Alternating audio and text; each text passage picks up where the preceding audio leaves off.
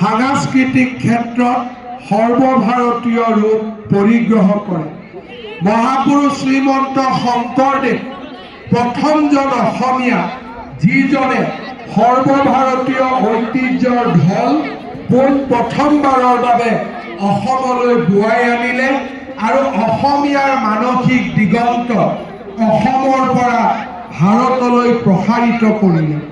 মহাপুৰুষ শ্ৰীমন্ত শংকৰদেৱে আনুষ্ঠানিক শিক্ষা আৰম্ভ কৰিছিল মহেন্দ্ৰ কন্দলীৰ সংস্কৃতিক টোলত। গুৰু চৰিত কথাত আমি পাওঁ, কন্দলী টোলত থাকোঁতে তেৰাই 4 বেদ 14 শাস্ত্ৰ, অষ্টাদশ পুৰাণ, অষ্টাদশ ভাৰত সংহিতা, 14 ব্যাকৰণ, অষ্টাদশ তত্ত্ব, অষ্টাদশ কাব্য আদি অধ্যয়ন কৰিছিল। বেদ পুৰাণ মহাকাব্য এই সকলোতে ভাৰত ভূমি এক পুণ্য ভূমি হিচাপে গ্ৰহণ কৰা হয়।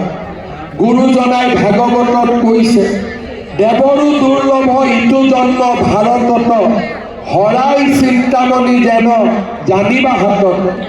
মহাপুৰুষজনাৰ মনত ভাৰতবোধৰ চেতনা ছাত্ৰকালত শাস্ত্ৰ চৰ্চাৰ মাজেদি জাগৃত হ'লেও প্ৰথমবাৰৰ তীৰ্থ ভ্ৰমণৰ কালছোৱা আহৰণ কৰা বাস্তৱ অভিজ্ঞতা ইয়াক এক সচেতন আৰু সজীৱ ৰূপ দিয়ে।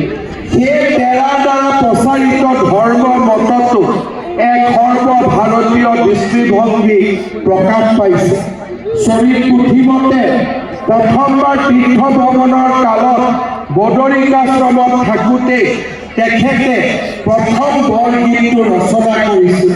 প্ৰথমবাৰ তীৰ্থ ভ্ৰমণৰ সময়তে সেই সময়ত ভাৰতবৰ্ষৰ চলি থকা গীত মাত নাট আদিৰ সৈতে পৰিচিত হোৱাৰ সুযোগ পাইছিল আৰু ঘূৰি আহি অসমৰ লোকনাট্য পৰম্পৰা আৰু শাস্ত্ৰীয় ধাৰাটো পৰীক্ষা নিৰীক্ষাৰ মাজেৰে গুৰুজনাই অংকীয়া নাট শৈলীৰ সৃষ্টি কৰিছিল।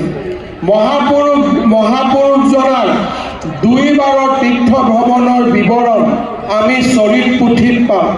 চৰিত পুথিত বিভিন্ন ঠাইৰ সবিস্তাৰ বৰ্ণনা আৰু নামো দিয়া হৈছে য'ত তেৰাই থিতাপি লৈছিল।